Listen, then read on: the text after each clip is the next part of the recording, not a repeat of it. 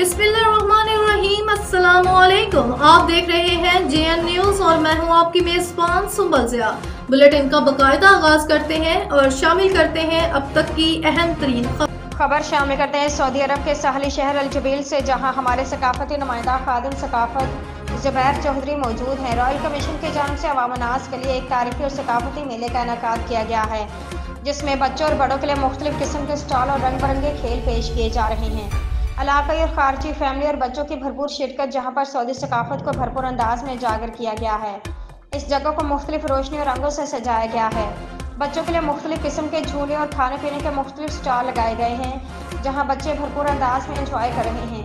चिड़ियाघर में रंग बिरंगे परिंदे और जानवर भी तवज्जो का मरकज़ बने हुए हैं और हमारे नुमाइंदा ज़ुबैर चौधरी से गुफ्तगू करते हुए सऊदी हुकाम का कहना था कि इस तरह के प्रोग्राम मुनक्किद करने का मकसद अवाम और बच्चों को तारीफ़ें मुहैया करना है, ताकि वो कुछ वक्त बच्चों के साथ मिलकर सकाफती प्रोग्रामों का नज़ारा कर सकें।